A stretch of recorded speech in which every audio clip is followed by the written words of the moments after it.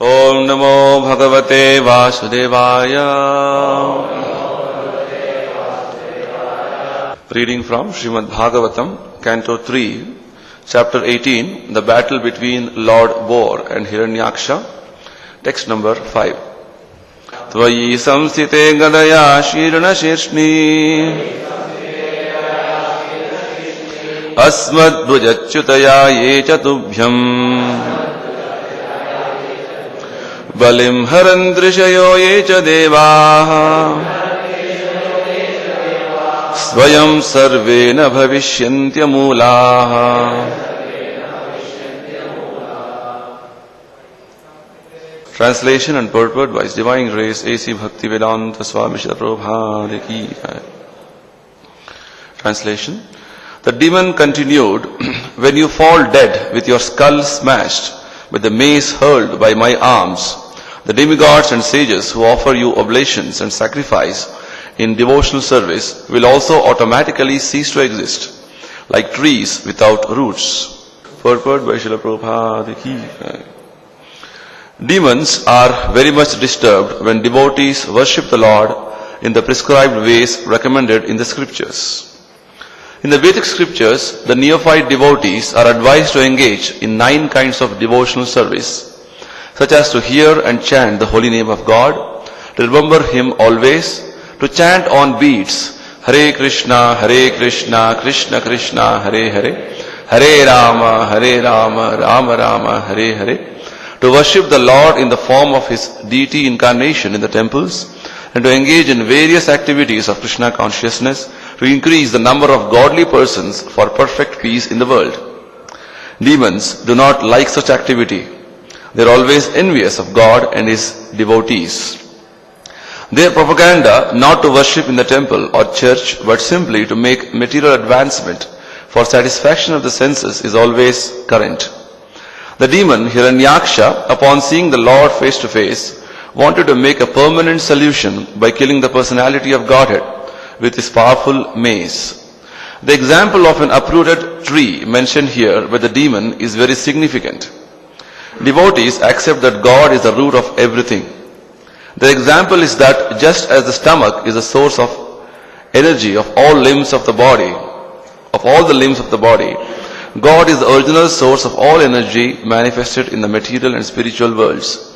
Therefore, as supplying food to the stomach is the process to satisfy all the limbs of the body, Krishna consciousness or developing love of Krishna is the sublime method for satisfying the source of all happiness. The demon wants to uproot this source because if the root, God, were to be checked, the activities of the Lord and the devotees would automatically stop. The demon would be very much satisfied with such a situation in society. Demons are always anxious to have a godless society for their sense gratification.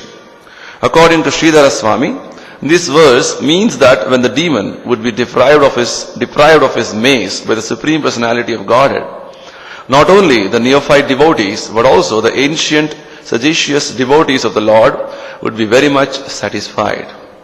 Thus ends the Bhaktivedanta purport. Om Ajnanatimidandhasya Jnananjana Shalakaya Chakshurunmilitam Yena Tasmai Shri Gurave Namaha. Nama Om Vishnupadaya Krishna Prishnaya Bhutale Srimate Bhaktivedanta Swaminiti Namine Namaste Saraswati Deve Gauravani Pracharine Nirvisesha Shunyavadi Paschatya Deshatarine Jaya Shri Krishna Chaitanya Prabhu Nityananda Shri Advaita Gadadhara Shri Vasadi Gaura Bhakta Vrinda Hare Krishna Krishna Krishna Hare Hare Hare Rama Rama Rama Hare Hare. So in this chapter we have been reading that Hiranyaksha, who has got the information from Varuna about the whereabouts of Lord Varaha, he has gone in search of Varaha and finally he has encountered him. And now he is displaying his demoniac tendencies and demoniac propensities, challenging God, challenging Lord Varaha. So in the previous verses we also read Prabhupada commenting how demons are less intelligent. They are so less intelligent that they dare to fight with Vishnu. Right? So while Varaha with his tusks was engaged in uplifting the submerged earth from the depths of the waters, this great demon Hiranyaksha actually met the Lord and challenged the Lord. So Prabhupada further comments that persons who have no intelligence, they actually challenge like this, or they deride the existence of God. So basically in these few verses we have been seeing in this first portion of Bhagavatam how specifically the demoniac nature and the demoniac propensities are being very nicely highlighted in context of Hiranyaksha. And in the previous verse we just saw how Prabhupada is very nicely writing in the purport. Demons are not only always anxious to kill God with words and philosophy, but they think if one is materially powerful, he can kill God with materially fatal weapons. This is the demoniac tendency. They always want to deny the existence of God. They want to kill God. This has been in practice since time immemorial. So, Prabhupada continuing the same line of thought in the purport, further he's commenting how demons are very much disturbed with regard to the various devotional activities which devotees perform. So, this demon Hiranyaksha is speaking, he's challenging Lord Varaha with these words, that if you fall dead with your skull smashed with a mace hurled by my arms, right? Then the demigods and sages who are offering oblations and sacrifices in devotional service to you will also automatically cease to exist like trees without trees without roots. So basically again the demoniac nature of not understanding the position of Krishna, not understanding the position of Supreme Personality of Godhead, that he is the source of everything, sarva karana karanam, aham sarvasya prabhavo matta sarvam pravartate. So the demons always deny the position of Krishna, and in fact they want to take up the position of Krishna. So very clearly we can see in these arrogant words of Hiranyaksha, these expressions. So basically Prabhupada is trying to give us overall picture about how the present day society with regard to pushing on Krishna consciousness movement is so difficult. Right? The whole situation, in one context Prabhupada comments that it is surcharged with godlessness. Everywhere we can see only godless people there, and then their whole activities are such that they do not like devotional activities. Prabhupada comments that. They don't like the devotional activities because they're always envious of God and His devotees.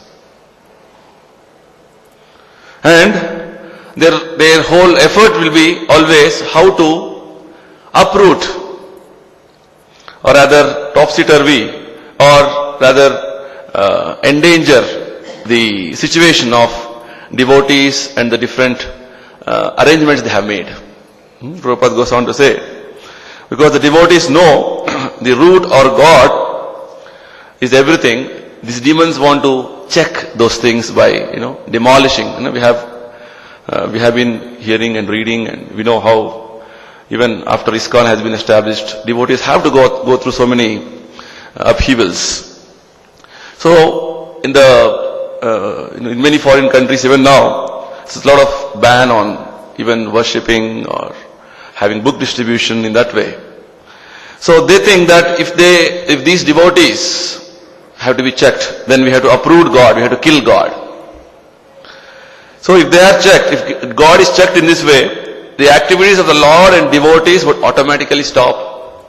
If their God is killed, then these people will not have nobody to worship in that way.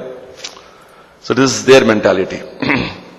And Prabhupada also comments in today's purport that they are making a big propaganda not to worship God in the temple or church, but simply make material advancement for the satisfaction of the senses. This is the present day philosophy or the present day lifestyle.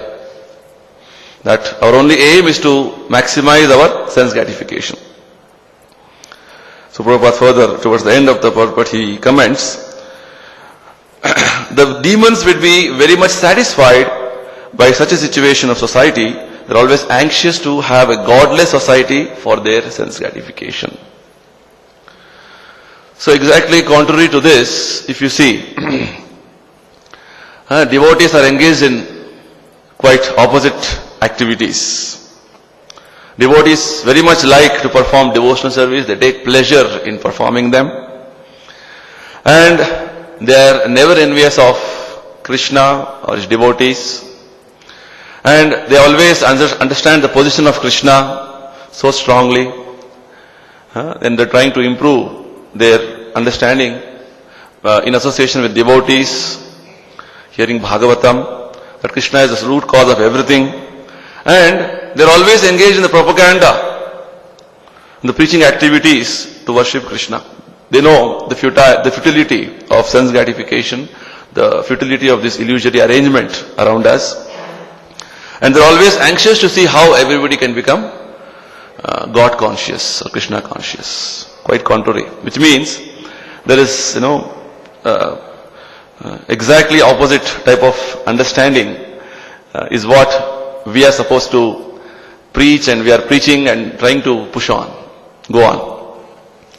And Prabhupada also makes a very wonderful statement in the purport that devotees are advised to engage in various activities of Krishna consciousness to increase the number of godly persons for perfect peace in the world. In fact, peace in the present day society is the need of the hour. So much of unrest across the globe. Everywhere there is, people are feeling so much great anxiety everywhere.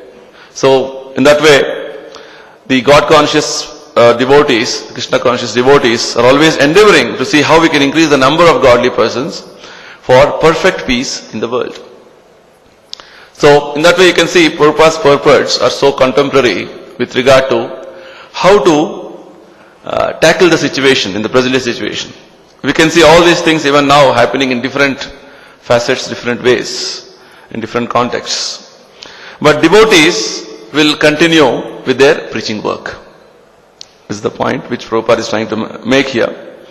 So one thing is that the demons or non-Krishna conscious, non-devotees persons will be always trying to hinder the activities of Krishna consciousness. And within us are also so many demons. Our mind, body, senses, conditioned through so many lifetimes, have developed or have been acquainted with a lot of demoniac tendencies, which also we need to handle. Right? One is the demoniac forces from outside, and one is the demoniac tendencies within, which we have to fight. In one sense, there is a big battle going on, big war going on, within and also outside. Every time, you try to take up Krishna consciousness.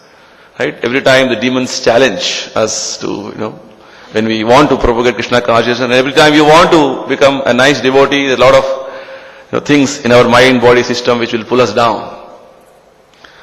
Srila Bhaktivinoda Thakur has very nicely expressed the mind of an ordinary person, an ordinary conditioned soul, how he's so much engrossed with so many things around him, within himself, that doing bhakti is so tough for him. Most of us would have heard this wonderful song. It's basically a song of, say, self-critical analysis of what we are. Right? We even though we may have the dress of a devotee, wearing kanthimala and tilak and all these things, but even then, within us, there will be a lot of situations wherein, when some things we encounter, those qualities manifest, those demoniac tendencies or demoniac qualities manifest. I'll just go through few verses of that song, wonderful song, which is very nice in this today's context to remember. So, Amara Jivana Sada Paperata Nahiko Punyera Lesha Parera Udvega Diechi Ekoto Diechi Jivera Klesha. Right? So, Bhaktivinoda Thakur is telling, my life is ever given to sin. Amara Jivana Sada Paperata Nahiko Punyera Lesha. In it there is not a single particle of good. There is not a trace of good things in my life. It is the life of a conditioned soul. I have caused others great anxiety. You can just, remember, recollect, introspect how many situations or how many times we have caused anxiety to others in different ways. Parere udvege diechi yokoto. Have caused others great anxiety and have troubled all souls. Further, Bhaktivinoda Thakur says, Nija sukhe lagi pape nahi dori, doya hina swartha paro, para sukhe dukhi sada mithya bhashi, para dukha sukha karo. He says, for the sake of my own enjoyment, I have never hesitated to perform sinful acts. In many situations, many circumstances wherein we want something, so we don't hesitate to take up an action, even compromising so many principles sometimes. Para sukha dukhi, right? And we are very happy to see others distressed, whereas the Vaishnava's real situation should be para dukha dukhi, should be unhappy seeing other situation. And we are only working towards doya hina swartha paro. Only for my selfish interests, without compassion, I am only, working day and night. Ashesha kamana hridi majhe mora krodhi dambha parayana madamatta sada vishaya mohita himsa garva vibhushana. Right? There are limitless material desires, ashesha kamana, within the core of my heart, hridi majhe mora. Krodhi dambha parayana. I am wrathful, fond of exhibiting arrogance, intoxicated by vanity, and bewildered by worldly affairs. So Bhaktivinoda Thakur says, they are my vibhushana, himsa garva vibhushana. Envy and egotism are my ornaments. So like this, very wonderfully, Bhaktivinoda Thakur is expressing the mentality and the mindset, the demonic mentality of the conditioned souls in the material world. And we as devotees also, some things will be manifesting once in a while. We have to battle them. We have to battle with them. We have to fight with them. So basically here, Prabhupada is giving us the understanding, even though the demons go on with their activities of godlessness and propagating sense gratificatory activities and making elaborate arrangements to see that all these are fulfilled, but the devotees will go on. In fact, towards the end of the purport, we have been seeing how Sridhara Swami is giving a very wonderful, understanding with every purport. Prabhupada is commenting from Sridhara Swami's commentaries, how when Hiranyaksha is actually blaspheming Krishna, Varahadev, but Sridhara Swami commented, actually he is glorifying Krishna. Right? Similarly, in this verse, actually the verse is telling Hiranyaksha want to smash the head of Varaha by his gada. And by this, when Varaha is killed, devotees and saints will not have anybody to worship, so everything is uprooted and we are the rulers and we are God. That's what Hiranyaksha wanted to tell. But Sridhara Swami is very nicely commenting that this verse means that when the demon would be deprived of his mace by Supreme Personality of Godhead, Sridhara Swami is taking the other way around. When demons are deprived of the mace, when they don't have their weapons to attack Krishna, not only the deified devotees but also the ancient sagacious devotees of the Lord would be very much satisfied. In fact, this is the attitude, this is the mood with which all the great acharyas, great Vaishnavas, have been pushing on Krishna consciousness so far. And that is the mood and attitude which, as preachers of Krishna consciousness, as disciples of Srila Prabhupada, we should carry on. Right? We should, the whole, like outside world, in the management world, in the management principles, they have this, statement, never give up. Right? Always go on. Right? The same thing you can dovetail in our Krishna conscious preaching work, that we should never give up. I just found two very interesting letters which Prabhupada in the very early days had written to his disciples. ISKCON has just started in 1967, and Prabhupada was, he again suffered one more heart attack, so he had to come back to Vrindavan. So he was recuperating and trying to encourage his devotees from Vrindavan. So Prabhupada is writing a letter to Brahmananda, who is in New York. My dear Brahmananda, please accept my blessings. I am in due receipt of your letter dated so and so. Don't be afraid of my being attacked by Maya. In fact, Brahmananda maybe he was expressing his anxiety that Prabhupada is so sick and what will happen to him. So when there is fight between two belligerent parties, it is always expected that there will sometimes be reverses. Your country and the Western world is mostly under the grip of Maya and the modes of nature in passion and ignorance, and my declaration of war against the Maya is certainly a great battle. Very nicely Prabhupada using the word war, battle, declaration of war, all these things. Maya saw me very successful within 1 year. Right? Within 1 year, 66 to 67, Prabhupada established, quite a number of centers. A lot of devotees, a lot of hippies, became devotees. So Maya saw me very successful within 1 year, so that I got so many sincere young followers like yourself and others. So it was a great defeat to the activities of Maya. Western country youngsters giving up illicit sex, intoxication, meat eating and gambling is certainly a great reverse in the activities of Maya. Right? So one side, the demoniac tendencies are so great within us, it stops us, or rather it is actually blocking us, and external forces of Maya is trying to say that we don't perform bhakti, and demonic people surrounding us also are trying to stop Krishna consciousness. So that way Prabhupada is taking this as a great success that I have established this movement in the Western countries.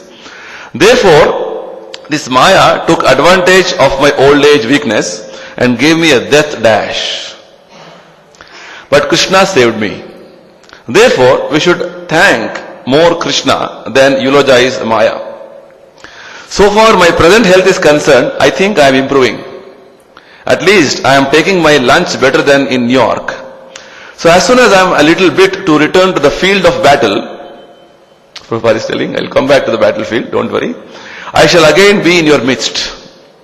Right, I will come back to the battlefield and continue fighting. So this is the spirit of the acharyas, the Vaishnavas, which we had to imbibe, to follow the fighting spirit.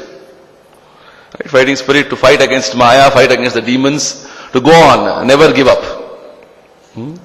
One more interesting, letter, Prabhupada further says, again 1967, Prabhupada is commenting about one devotee's fall down, because he got entangled with some issue and then he fell down. Regarding a particular devotee's plight, we are very sorry that we must always expect that some of the weak soldiers may fall down. In a fight waged against the great Maya, external energy of Krishna. The sex attraction is very great in the material world.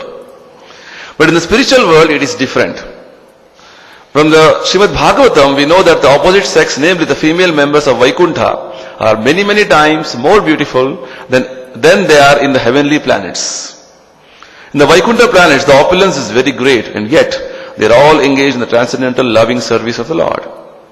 It is very difficult to conquer over the influence of Maya, but who has firmly fixed up in Krishna consciousness cannot be a victim of Maya. So again, Prabhupada is giving a message that we need to become strong and we need to become firmly fixed up to actually counter the effect of Maya. Anyway, we cannot stop our fighting with Maya. Actually, in fact, our Krishna conscious activities every day is in that way, one sense, we are struggling, is actually a fight against Maya. We feel sleepy during Bhagavatam class or sleepy during chanting, or sometimes enthusiasm is down. It's all because of Maya's influence. So, Prabhupada is saying, anyway, we cannot stop our fighting with Maya, neither we can expect that all our soldiers will remain unhurt. Because it's a battle. So in the battle, a lot of casualties will be there. You know, Arjuna's son Abhimanyu was killed in the battle in which Bhishma Deva was a party. Prabhupada is giving an example how even on Pandava side, Arjuna was killed. So fight Krishna's cause sincerely and you will be gloried with victory. So this is the spirit, this is the mood with which we need to carry on, never give up and go on fighting for spreading Krishna consciousness. Right?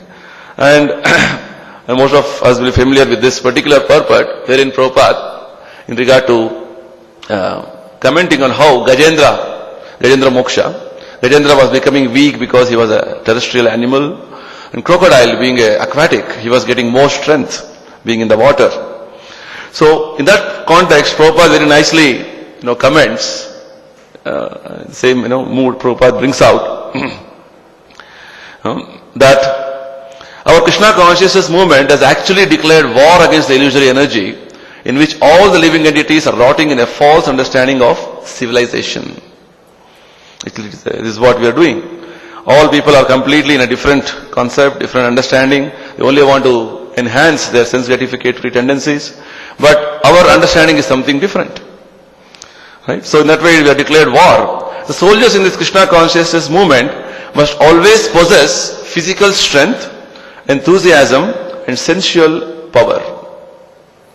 To keep themselves fit, they must therefore place themselves in a normal condition of life. Prabhupada in fact goes on to comment how whatever situation is most appropriate for each of us, we need to place ourselves in that situation and continue fighting.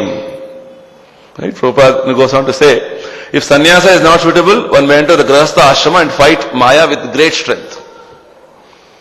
Right? But one should not give up the fighting and go away. Because giving up Krishna consciousness means you are succumbing yourself to the fight against Maya. So this is the spirit and this is the mood with which Acharyas, give us instructions. And in one more place, in context to commenting on how Hiranyakashipu, when he came to know that Prahlad was becoming Krishna conscious, or he had become little Krishna conscious, he was trying to warn his attendants that please be careful that these Vaishnavas, they sometimes come in disguise. Devotees come in disguise. They try to brainwash my son. So please be watchful. He says, he gives orders to his attendants. So in that context, Prabhupada very nicely comments how in our Krishna consciousness movement sometimes we need to adopt some tactics. Just like in the Western countries, Prabhupada had approved that devotees can wear karmi clothes.